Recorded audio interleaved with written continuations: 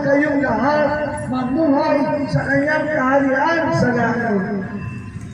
Hindi ba napakaganda nun na ang Panginoon ay makakasama natin sa kanyang kaharian sa langit?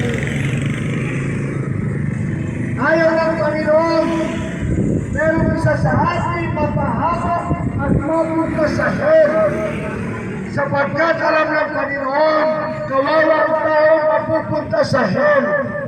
Imagine mo, dito sa lupa, hirap ka na sa buhay, sa kabilang buhay.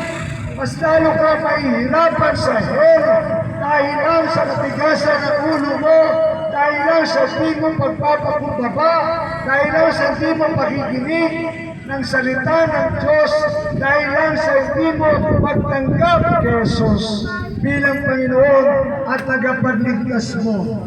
Hindi ba mga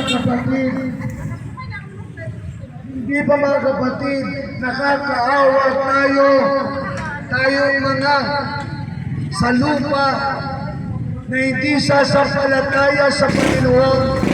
Mga kapatid, mga taga-San Jose, kung hanggang ngayon hindi mo pa tinatanggap si Jesus bilang Panginoon tagapagligtas, huwag nawang mangyari na abutan ka ng kamatayan, wala kang kaligtasan hanggang ngayon.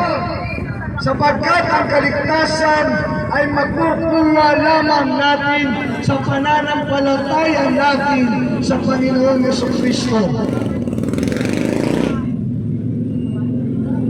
Walang ibang magliligtas sa atin kundi ang Panginoon Jesus. Walang iba na tagapagligtas ang mga taga-San Jose kundi ang Panginoong Jesus.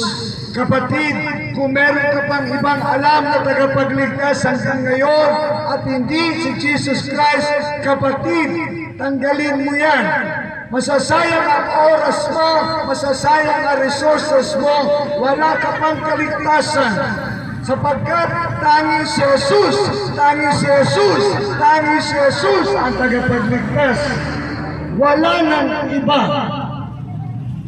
Kapag merong mga ngaral na hindi si Jesus ang pinapangaral, parurusahan sila ng Diyos sa hell, sapagkat marami silang dadalhin kaluluwa sa impyerno.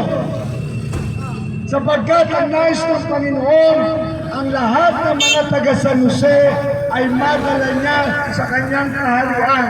Ang tanging gagawin ng mga taga-San Jose ay humingi ng kapatawaran sa lahat ng kanilang mga kasalanan at tanggapin si Jesus bilang Panginoon at tanging niyang tagapagligtas. Yun lang ang gagawin mo, kapatid. Gawin mo na agad. Huwag mo ipagpaliban, sapagkat ang kaligtasan hindi pinagpapaliban kundi inuuna, sapagkat ang tao pag namatay nang walang relasyon kay Jesus, kapatid, I'm sorry to tell you, you are going to hell, and hell is waiting for you. Huwag nawang mangyari, sapagkat napakasagana ng biyaya ng Diyos, napakasagana ng kahabagan ng Diyos, ng awa ng Diyos sa atin, tapos masasayang lang.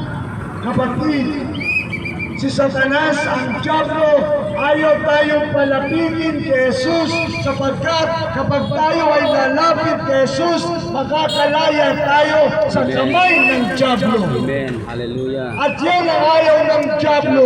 Ang gusto ng Diablo, maging miserable ang buhay natin.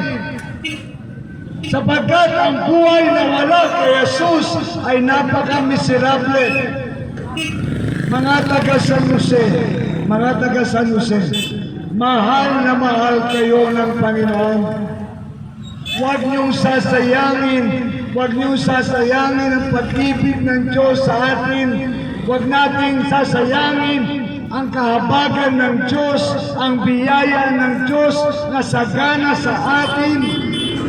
Ang tanging mong gagawin ay magsisi sa kasalanan mo, tanggapin si Jesus bilang Panginoon tagapagligtas mo. Yun lang ang gagawin mo, kapatid. Yun lang ang gagawin mo. para ikaw ay magkaroon ng kaligtasan. Ang tanging mong gagawin, mananalangin sa Panginoon.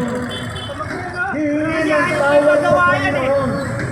At tatanggapin si Jesus bilang Panginoon at tanging mong tagapagligtas.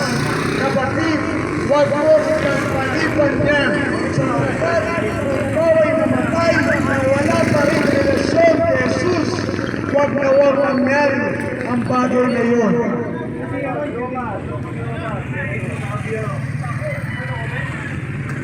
Ginawa niya ito upang sa darating na mga panahon ay may pakita niya ang di masukat na kasaganahan na kanyang pagandang loob sa kabutihan niya sa atin sa pamamagitan ni Kristo Jesus. Mga kapatid, dahil sa kabutihan ng Ama, ipinadala niya ang kanyang pagtong na anak. Si Jesus Cristo ang kagandang loob ng Ama. Si Jesus Cristo ang biyaya ng Diyos sa sanglibutan. Dahil kung wala si Jesus, walang kaligtasan ng sanglibutan ito. Kung wala si Jesus, lahat tayo papunta sa hell. Kung wala si Jesus, walang kaligtasan ang bawat kaluluwa.